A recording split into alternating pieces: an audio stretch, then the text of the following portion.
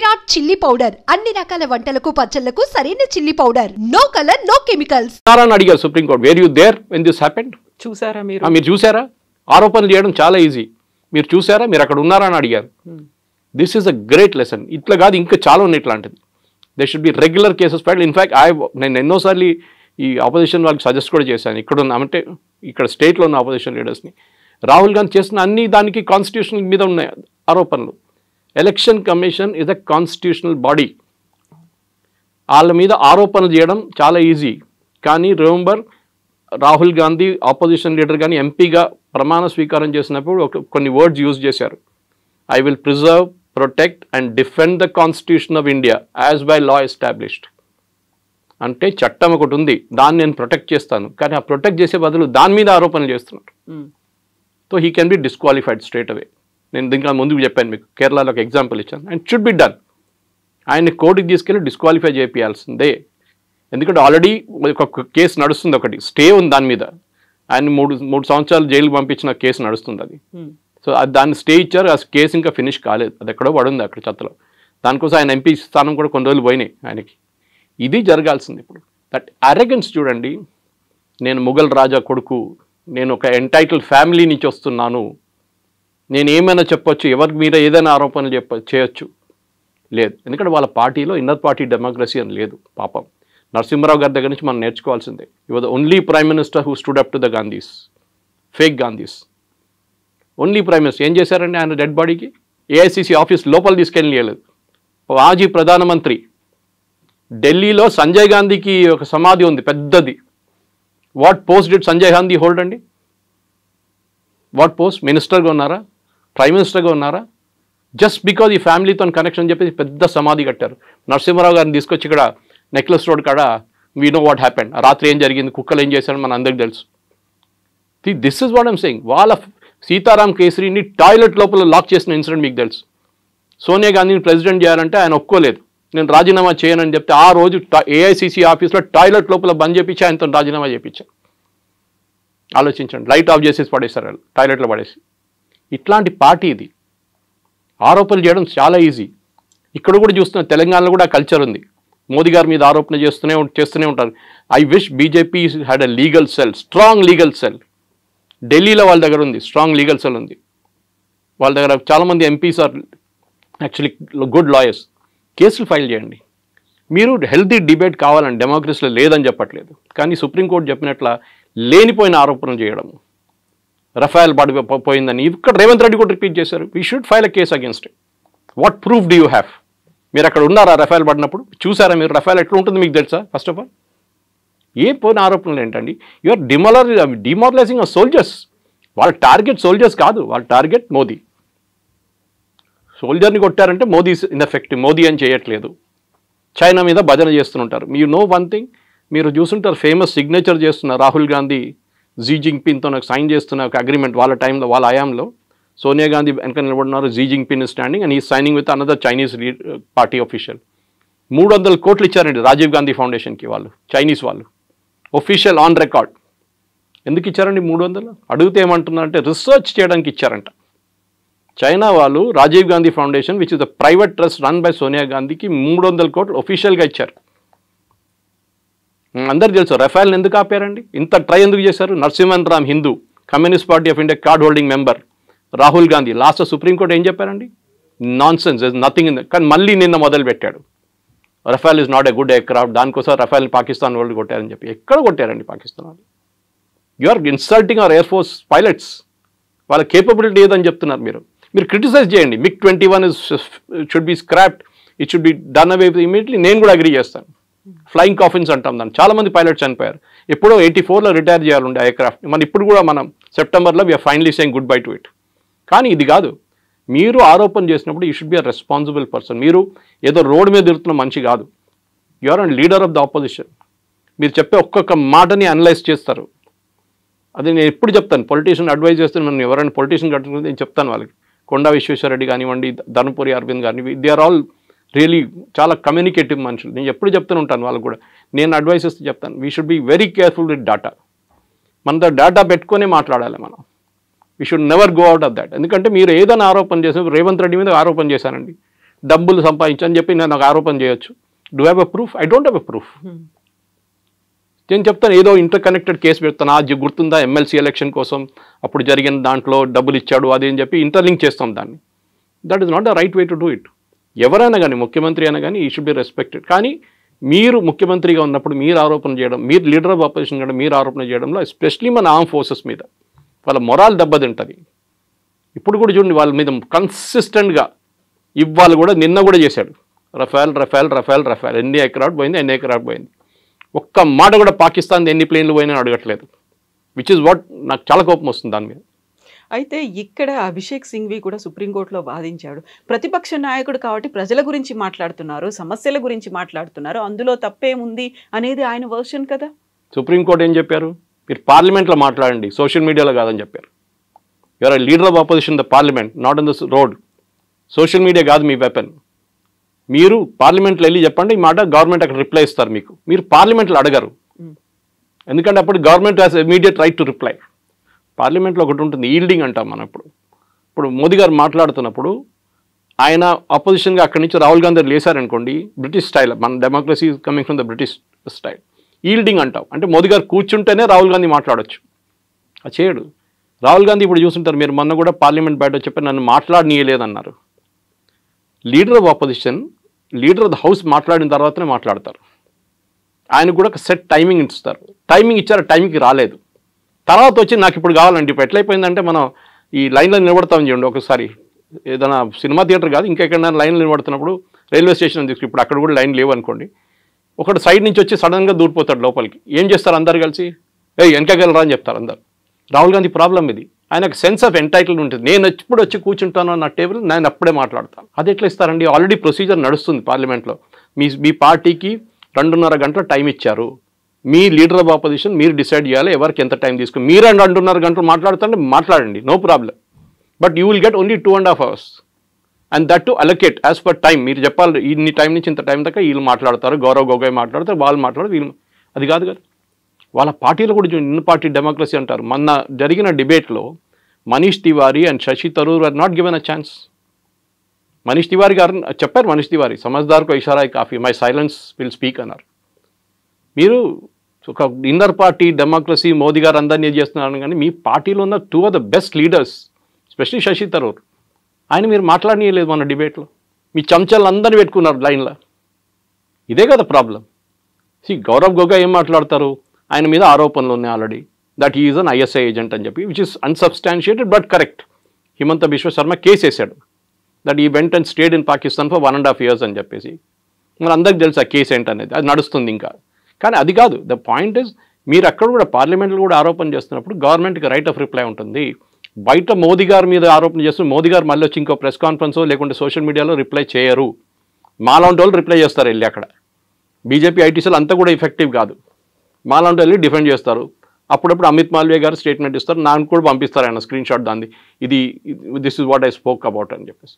కానీ concerted effect ఒక leader of opposition నుండి మెచ్యూరిటీ ఉండాలి. ఎమోషనల్ మెచ్యూరిటీ, ఫిజికల్ మెచ్యూరిటీ కాదు. ఎమోషనల్ మెచ్యూరిటీ రాహుల్ గాంధీకి లేదు. ఇప్పుడు కూడా 52, 53 అయింది అంటున్నాడు. కానీ మొన్న సైకాలజిస్ట్ అని అనలైజ్ చేసిన అదే అంటున్నాడు, ఒక 18 year old పిల్లోడు ఎట్లా బిహేవ్ చేస్తారో అట్లనే బిహేవ్ చేస్తున్నాడు ఈ అబ్బాయి. 53 అయిపోయింది కానీ ఆయనకి మెచ్యూరిటీ రాలేదు ఇంకా. ఆమె అనుకుంటా అంటే నేను ఇట్లా డ్రామా చేస్తే అందరు చూస్తారు, అందరు వా వా వా రాహుల్ గాంధీ అంటారు, కానీ ఎలక్షన్లో లాస్ట్ వెళ్ళి మోదీగా ఓటేస్తారు వాళ్ళు. ఇది ప్రాబ్లం. అయితే కేవలం రాహుల్ గాంధీ మాత్రమే కదా, ఆ అదర్ లీడర్స్ కూడా అడుగుతున్నారు, మనం ఎంత నష్టపోయాము, నిజంగానే మనకు ఉన్నటువంటి ఫైటర్ జెట్లను కోల్పోయామా అనే మాట. అదే మాటని ట్రంప్ అన్నారు, అదే మాటని పాకిస్తాన్ చెప్తోంది, అదే మాటని మన వాళ్ళు అడుగుతున్నప్పుడు why there is no answer. Zardari ఏం చెప్పారు మొన్న పాకిస్తాన్ పార్లమెంట్లో, హమారే లోగ్ భారత్ కే పార్లమెంట్ మే బైఠే హై. మా వాళ్ళు భారత్ పార్లమెంట్లో కూర్చున్నారంట. So him is hinting at. There are certain secrets చెప్పారండి, ఎప్పుడు చెప్పకూడదు కూడా. 71 వార్లో మనది 65 ప్లేన్లు పోయినాయి. మనది 71 బంగ్లాదేశ్ వార్లో జరిగింది 3 వారాలు అంతే, 65 ప్లేన్లు పోయినాయి. We have lost 600 prisoners of war. Pakistan వెళ్ళారు, ఒక్కడు కూడా మనకి రిటర్న్ దొరకలేదు ప్రిజనర్స్ ఆఫ్ వార్. మన దగ్గర ఉన్న 93,000కి వాళ్ళకి ఇచ్చేసాం, 93,000 మందిని బంగ్లాదేశ్లో క్యాప్చర్ చేసిన వాళ్ళని. అదంతా మాట్లాడుకుంటూ పోతే చాలా ఉన్నాయి. మన రాజ్నాథ్ సింగ్ గారు, అమిత్ షా గారు కూడా తీసేశారు మన స్టాటిస్టిక్స్తో సహా. ఆరోపణలు చేయడం చాలా ఈజీ. ట్రంప్ ఎందుకు చేస్తారండి? Is the commercial market. Rafale పనికి రాదు, నా ధర F-35 ఉందా కొనుక్కోండి. ఇది ఎట్లయిపోయిందంటే మీరు ఒక కార్ తీసుకున్నారు, రేపు కూడా వచ్చి అంటే ఈ కారా, అరే ఇది చూసిన 10 యాక్సిడెంట్ జరిగింది, ఎందుకు తీసుకున్నా ఈ కార్, నా దగ్గర ఇంకా మంచి కారు ఉంది, సేఫ్టీ ఫీచర్స్ చాలా మంచిది అంటారు. లారీకి వెళ్ళి కొడితే లారీ వాడు చనిపోతాడు, మీకేం కాదంటాడు. అట్లాంటి చాలా మంది ఉన్నారు చేసేటోళ్ళు. So this is the commercial market. దానికోసం ఫ్రాన్స్ డిఫెండ్ చేశారు చూడండి. ఒక్క రఫేల్కే ఏదో ప్రాబ్లం ఉంది, అది కూడా 17,000 ఫీట్లో. It had an engine issue, it had be brought down. దానికోసం ఎయిర్ మార్షల్ భారతి ఆ రోజు ప్రెస్ కాన్ఫరెన్స్ చాలా క్లియర్గా చెప్పారు ఆపరేషన్ సింధు టైంలో. None of our pilots were lost. None of our assets were lost. Assets అంటే వాళ్ళ దాంట్లో aircraft language, air force language. None of them వాళ్ళు చెప్పిన తర్వాత మళ్ళీ ఈయనకేంటండి ప్రాబ్లం? కొన్ని సీక్రెట్స్ ఎప్పుడు బయట చెప్పారు. ఒసామా బిన్ లాడన్ బాడీ చూపించారండి, యూఎస్ వాళ్ళు తీసుకెళ్ళి అమెరికాకి తీసుకెళ్లారా? ఊరేగింపులు తీసుకెళ్లారా వాళ్ళు? కాదు కదా. వాళ్ళు అయిపోయింది, క్రితం చేసి ఎక్కడ పోయింది బాడీ ఎవరికి తెలియదు. ఇక్కడేమో బాలకోట వెళ్ళి కొడితే చెట్లు కావాలి. సర్జికల్ స్ట్రైక్ చేసినప్పుడు గుర్తుంటుంది, రాహుల్ గాంధీ ఏమన్నారు, నాకు డెడ్ బాడీలు కావాలి, ప్రూఫ్ చూపించాలి. అంటే వాళ్ళు చంపిన టెర్రరిస్ట్ని అందరి భారతదేశం తీసుకొచ్చి డిస్ప్లే చేయాలంట. సర్జికల్ స్ట్రైక్ అండ్ వెళ్ళారు, కొట్టేశారు, వచ్చేసారు, అయిపోయింది గంట సేపట్లో ఫినిష్. ఎందుకంటే సోల్జర్స్ ఎంటర్డ్ పాకిస్తానీ టెరిటరీ, చాలా డేంజరస్. వాళ్ళు ఒక్కడు కూడా దాంట్లో చనిపోతుంటే మోదీ గారి మీద అందరు కలిసి పడుతుండే. ఆ రోజు మణిపూర్ వైపు కూడా జరిగింది. దానికన్నా 2 వారాల ముందు మణిపూర్ వైపు మనం ఒక సర్జికల్ స్ట్రైక్ చేశాం. ఊరి మూవీ చూస్తుంటే మీకు గుర్తుంటుంది, ఓపెనింగ్ సీన్ వాస్ దాట్. చాలామందికి తెలియదు, ఎందుకంటే వాళ్ళు ఏదో నార్మల్ ఆర్మీ సీన్ అనుకుంటారు. చాలా ఉన్నాయి అట్లాంటిది. కానీ మన సోల్జర్స్ మొరాల్ మీరు డౌన్ చేయకండి. మీరు మోదీ గారికి ఏ ప్రాబ్లం లేదు, కానీ డోంట్ ఎవర్ ట్రై, బికాస్ వాళ్ళ ఫ్యామిలీ సంగతి ఆలోచించండి. వాళ్ళ ఫ్యామిలీ మీద ఎట్లా ఉంటుంది. మొన్న పురోహిత్ మీద చేసి మాలేగాం చేసిన 17 సంవత్సరాల కెరియర్ పోయిందండి. ఎవరు తీసుకొస్తారు వాపస్ ఇప్పుడు? ఈ కూడా మన బ్రిగేడియర్ బై నౌ 17 years. వాళ్ళ ఫ్యామిలీకి luckily army stood by them. Army salary ఇచ్చారు, వాళ్ళ ఇల్లు అక్కడే ఉంచుకున్నారు, వాళ్ళ పిల్లల ఎడ్యుకేషన్ చూసుకున్నారు, అన్ని ఆర్మీ వాళ్ళు చూసుకున్నారు. వాళ్ళకి తెలుసు that this guy was working for us, for the Indian army. కానీ ఆరోపణలు చేసి ఆయన కెరియర్ కంప్లీట్గా డిస్ట్రాయ్ చేశారు. Who will bring back that 17 years now? వీళ్ళు ఆన్సర్ చేయాలండి. వీళ్ళు ఈ ఆరోపణ చేస్తున్న వాళ్ళు పొద్దున్న లేవగానే అబద్ధాలు చెప్తారు, అబద్ధాల మీద అబద్ధాలు. దానికి భజన మండలి ఒకటి ఉంది పాడడానికి, తోడు పాడడానికి. ఖర్గే గారు కానీ ఇక్కడ రేవంత్ రెడ్డి గారు అందరు భజన పాడతారు. కేసీ వేణుగోపాల్, సుప్రియా షిరాంటే, జయరాం రమేష్, పవన్ ఖేరా అందరూ ఉన్నారు ఫుల్ భజన్ మండలి. ఎందుకంటే ఫ్యామిలీ లెడ్ పార్టీ అండి, ప్రైవేట్ లిమిటెడ్ కంపెనీ ఇది. మీరు చూస్తుంటారు ప్రైవేట్ లిమిటెడ్ కంపెనీలు మాట్లాడితే ఎండి కొడుకు తర్వాత వాళ్ళ కొడుకు, వాళ్ళ తర్వాత వాళ్ళ కూతురు, ఇట్లా నా లైనేజ్ ఉంటుంది. ఎవరు వ్యతిరేకంగా మీరు మాట్లాడలేరు, తీసి పడేస్తారు, కరిపాకు పడేస్తున్నట్లు మిమ్మల్ని పక్కన. ఇది కూడా అంతే. చూడండి వాళ్ళ పార్టీలో వాళ్ళు వ్యతిరేకంగా మాట్లాడిన మనుషులు ఎక్కడన్నా ఉన్నారా? You go back to Nijalingappa and that time, నీలం సంజీవ్ రెడ్డి టైంలో ఏం జరిగింది మన అందరికీ తెలుసు. కామరాజ్ గారిని ఏం చేశారు చెప్పండి? You are the tallest leader in Congress. 2 ప్రధానమంత్రిని నామినేట్ చేసి తయారు చేసిన మంచి కామరాజ్, లాల్ బహదూర్ శాస్త్రి అండ్ ఇందిరాగాంధీ. ఏం చేశారు లాస్ట్లో? ఇందిరాగాంధీ ఆయన తీసి పక్కన పడేశారు. ఆయన కాకుండా ఆయనే ప్రధానమంత్రి అయిపోతుండే ఈజీగా. But he didn't. కానీ అట్లా ట్రీట్ చేస్తారు వీళ్ళు. నరసింహారావు గారిని ఎట్లా ట్రీట్ చేస్తారో, సీతారాం కేసుని ఎట్లా అట్లనే వాళ్ళ పార్టీలో వాళ్ళ గురించి మాట్లాడకపోతే టామ్ వడక్కన్ ఇప్పుడు బీజేపీలో ఉన్నారు, Rajaji grandson is in BJP. మీకెందుకు? మీ all the tallest leaders in Congress from Uttar Pradesh, Rita Bahuguna is in BJP. వీళ్ళందరూ అంతే. బికాజ్ వీళ్ళ యాటిట్యూడ్ ఏంటంటే మాకు భజన మండలి, మేమేం చెప్తే అదే నిజం. వేదవాక్యం అంటారు చూడండి మా దాంట్లో మలయాళంలో. It is that only. You can not go out of that Lakshman Rekha. ఇప్పుడు పదే ట్రంప్ మాట చెప్తున్నాడు, నా వల్లే యుద్ధం ఆగింది, ఎందుకంటే ఇద్దరి దగ్గర న్యూక్లియర్ వార్ హెడ్స్ ఉన్నాయి, అదైతే మొత్తం సర్వనాశనం అయ్యేది నేను చెప్పాను కాబట్టి. ఎక్కడ ప్రధానమంత్రి నరేంద్ర మోదీ కానీ పార్లమెంట్లో జరిగినటువంటి ప్రసంగంలో ట్రంప్ పేరు తీసుకోలేదు, ఎవరో చెప్తే మేము ఆపలేదు అనే మాట చెప్పారు తప్ప ఎక్కడ he is not taking Trump names. ఎందుకంటే ఆయన భయపడుతున్నారు. ఎందుకంత భయం అనేటువంటి ఒక మాట కూడా ఉంది. ఎమోషనల్ మెచ్యూరిటీ అంటారు దాన్ని. దీనికి రాహుల్ గాంధీ సంగతి చెప్పాను మీకు. ట్రంప్ ఏం చెప్పారండి ఫస్ట్? దానికన్నా ముందు ఏం చెప్పారు? నేను ట్రేడ్ టాక్స్ పెట్టి నేను అగ్రిమెంట్ తీసుకొచ్చాను. ట్రేడ్ టాక్స్ ఏమైందండి ఇప్పుడు? అంటే there was no trade talks, ఒట్టి హవా. ట్రంప్ ఎట్లయిపోయిందండి ఇప్పుడు? నేను మొన్న ట్వీట్ చేశాను దాని గురించి. World War II కూడా నేనే ఆపాను అంటాడు కంట్రీ రేపు కావాలంటే. ఆయనకి నోబెల్ ప్రైజ్ కావాలి, ఓపెన్గా చెప్పారు కదా వాళ్ళ ప్రెస్ సెక్రటరీ, మాకు నోబెల్ ప్రైజ్ కావాలి, నోబెల్ పీస్ ప్రైజ్ కావాలి మాకు. దానికి ఇప్పుడు రోడ్ మీద ఇద్దరు కొట్టుకుంటే కూడా నేనే వెళ్ళి స్టాప్ చేశానంటాడు ట్రంప్ రేపు. మన దగ్గర చిన్న యాక్సిడెంట్ జరిగితే కొట్టుకుంటుంది చూడండి రోడ్డు మీద, అట్లా అయిపోతుంది. అది కూడా నేనే ఆపాను అంటాడు. ఎవరు సీరియస్గా తీసుకుంటలేరు. ఇది పాత ఒక స్టోరీ ఉండే, మన చిన్నప్పుడు వినుంటారు, పులి వచ్చింది అని చెప్తారు ఊర్లో. లాస్ట్ నిజంగా పులి వచ్చినప్పుడు ఎవడు రాడు కూడా అక్కడ. ఆ సంగతి ఇది. మీరు రష్యా యుక్రెయిన్ ఆపేస్తాను 2 రోజులు అన్నాడు, ఏమైందండి? వాళ్ళు ఇప్పుడు కూడా కొట్టుకుంటున్నారు పిచ్చోళ్ళలాగా. మా ఇండియా పాకిస్తాన్ మీరేం ఆపారండి? ట్రేడ్ డీల్ చెప్పాం వాళ్ళు ముందు చూపించి నేను ఆపాను అంటాడు. ట్రేడ్ డీల్ ఏమైనా జరిగిందా? First of all there is no call from Trump, everybody agrees. Call చేసింది ఓన్లీ రూబియో, వాళ్ళ వైస్ ప్రెసిడెంట్ ఒకరే కాల్ చేశారు అక్కడి నుంచి. జేడీ వ్యాన్స్ కాల్ చేశారు, మార్కో రూబియో కాల్ చేశారు. ట్రంప్ ఎక్కడ మాట్లాడలేదు. ఇక్కడ always said my team negotiated with them, we would agreed.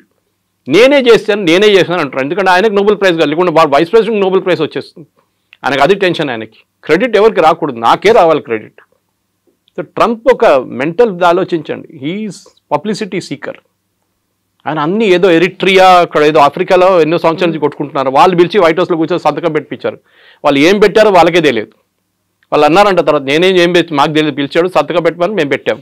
మళ్ళీ నెక్స్ట్ డే వెళ్ళి మళ్ళీ కొట్టుకుంటున్నారు అక్కడ. మళ్ళీ ఏం పీస్ అండి ఇది? నేను అక్కడ ఆపాను, నేను ఇక్కడ ఆపాను అంట. ఎక్కడ ఇదే అంటున్నాను. మన దగ్గర వైట్ స్కిన్ మెంటాలిటీ ఒకటి ఉందండి. నేషనల్ అవార్డు వస్తే నేషనల్ అవార్డు కాదు, ఆస్కర్ వస్తే ఆస్కర్. ఎందుకంటే వైట్ స్కిన్ కూడా ఇచ్చింది కదా, తెల్ల white skin is still very good for us. Oscar రావాలి నాకు. నేషనల్ అవార్డు వచ్చిందా? నేషనల్ అవార్డే కదా, అది అంతర్జాతీయ స్థాయిలో ఉంది. అంతర్జాతీయ స్థాయి కాదు. వైట్ స్కిన్ మెంటాలిటీ ఇంకా పోలేదండి మనకి.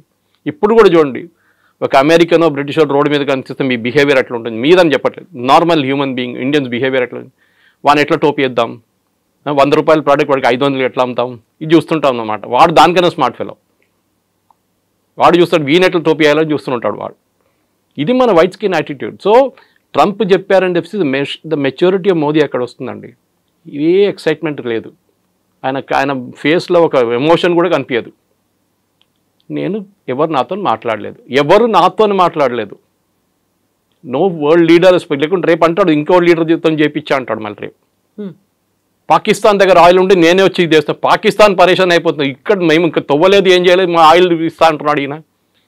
సో మనం కూడా పాకిస్తాన్ నుంచి కొనుక్కునే 3 సంవత్సరాల తర్వాత ట్రంప్ ఉండరు, వెళ్ళిపోతాడు. ఈ కెనాట్ కాంటెస్ట్ ఎలక్షన్ అయిపోయింది. వాళ్ళ 2 టైమ్స్ ఉంటాయి యూఎస్ ప్రెసిడెంట్కి. దాని తర్వాత వచ్చేటోడు ఏంటి, వాడు మొత్తం మార్చేస్తాడు రూల్ అంతా. ఏం చేస్తారు అప్పుడు పాకిస్తాన్ లేదు. So you have to keep your neutrality. చాలా మెచ్యూర్గా చేశారు. యూకే FTA సైన్ చేసామా మనం, ఫ్రీ ట్రేడ్ అగ్రిమెంట్. ఇప్పుడు యూరోపియన్ యూనియన్తో చేయబోతున్నాం. We just shift our markets అంతే. నేను చాలా ఛానల్స్ డిబేట్ చేసి చెప్పాను. నేను యూఎస్కి ఇండియాకు ఉన్న ట్రేడ్ రిలేషన్స్లో 3-4 ప్రోడక్ట్స్ ఇంపార్టెంట్. దాంట్లో ఒకటి ఫార్మస్యూటికల్స్. మన దగ్గర మందు కొనుక్కపోతే ఆ డోలోకి వాడు $10 ఇవ్వాల్సి వస్తుంది ఒక స్ట్రిప్కి. మన దగ్గర కొనుక్కుంటా అని చెప్పి తక్కువ. నేను I'm just giving an indicative rate. మన దగ్గర వెళ్ళి ఫార్మస్యూటికల్స్ వాళ్ళు బతుకుతున్నారు యూఎస్. అదర్వైజ్ వాళ్ళు 10 times కాస్ట్ ఇవ్వాల్సి వస్తుంది. We are the pharma capital of the world. Next మనది జెమ్స్ అండ్ జ్యువెలరీ. మన దగ్గర పాలిష్ అయ్యి సూరత్ నుంచి పాలిష్ చేసి కట్ చేసి పంపిస్తారు. ఇంకెవరు దాన్ని చేయమని చెప్పండి. I will challenge. Maximum Bangkok నుంచి తెప్పించుకుంటారు. అక్కడ వాళ్ళ దగ్గర న్యాచురల్ స్టోన్స్ ఉండవు, ఆర్టిఫిషియల్ స్టోన్స్ ఉంటాయి. ఎక్కడ తెప్పించుకుంటారు మీరు? కొనాల్సినోడు మీరు బంగారం 50,000 రూపాయలు ఉన్నప్పుడు కూడా కొన్నారా? బంగారం కొన్నారా? నేను పెళ్లి చేసుకున్నప్పుడు 15,000 ఉండే అప్పుడు 91. Now what is it? Close to 1 lakh rupees.